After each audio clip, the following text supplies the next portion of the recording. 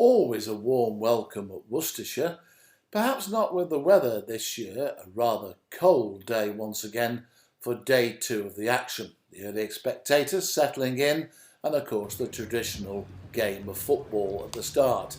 Now down to the serious stuff in the nets, and Pajara warming up for his opening innings for Yorkshire. Andrew Gale not playing in this one but helping out with the pre-match practice. There's the score, 264 for 8.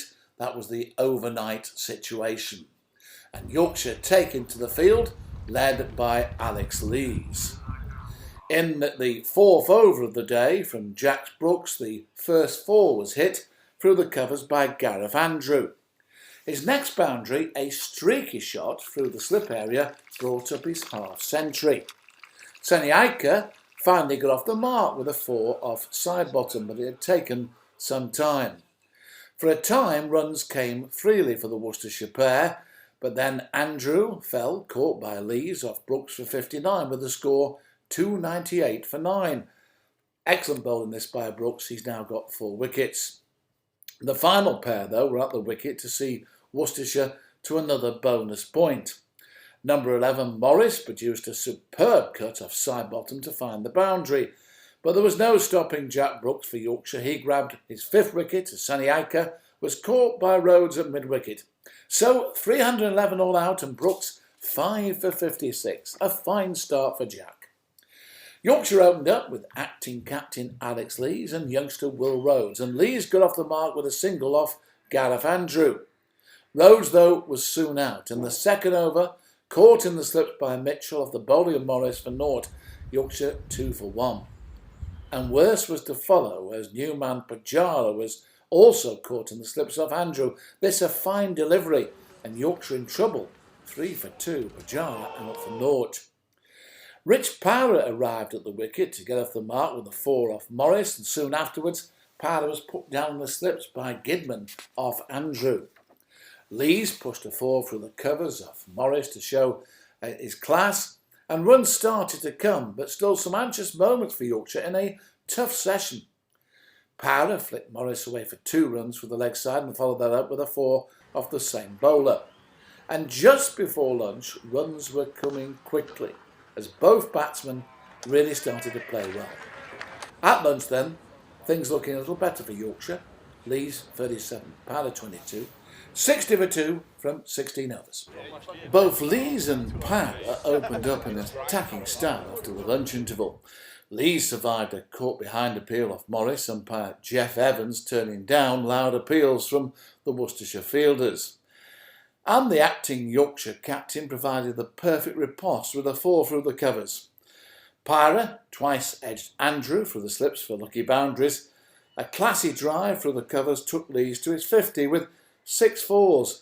Power was not to be outdone, crashing Andrews through the covers for 4.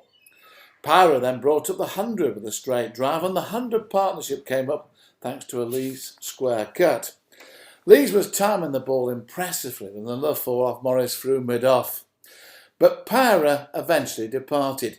He went after a ball on the off stump and got a thick edge to be caught in the slips off Chantry for 43 runs. A partnership of 108 came to an end. Jack Leaning joined Lees and played some decent shots before falling LBW to Chantry for 10. Yorkshire then 127 for 4. Andrew Hodd survived a confident peel for caught behind but responded well to go for the mark with a 4, and Lees went to 78 with a lofted boundary off Chantry. Lees then produced a slog sweep to the boundary, all sorts of shots from the skipper, while Hogg produced a nice back foot boundary off Seniacti. This was the start of a series of boundaries for Hogg, who's been in very, very impressive form. And just before tea, Lees, though, out. LBW to Andrew for 87 with the score on 172. Tim Bresnam came to the crease and opened up with a 4 off Andrew. At tea, this match is intriguingly poised. 179 for 5, Yorkshire, of 50 overs. Hod 26 and Bresnam 6.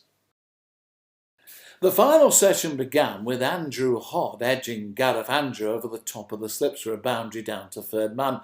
but soon afterwards another thick edge went to hand at slip and Daryl Mitchell took the catch to get rid of Hard for 30 to give Gareth Andrew another wicket. Yorkshire at this stage won 86 for 6. Further problems materialised as Patterson was out for naught, one that kept low from Chantry, and the Tykes won 93 for 7. Tim Bresnan took advantage of the lack of a third man, cutting Andrew to the ropes. The 200 came up and a batting bonus point for the visitors. Ryan Sidebottom produced his first boundary through the slips off Chantry, and his second one a short while later was a well-executed drive through the onside. But a few minutes later, Ryan Sidebottom was leaving the field after picking up an injury to his calf. Some attention from the physio, and he retired hurt, bringing Jack Brooks to the wicket.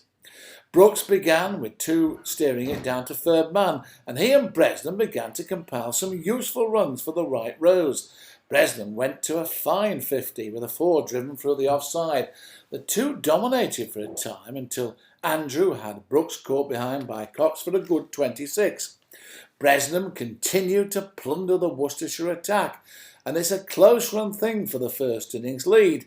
Carver fell to Chantry towards the close, and out comes Ryan Sidebottom, coming to the wicket with Will Rhodes as his runner. At the close, it's a very tight battle. Beautiful innings from Bresnan, by the way. Worcestershire 311, Yorkshire 298 for 9. They'll battle on, trying to get that extra bonus point.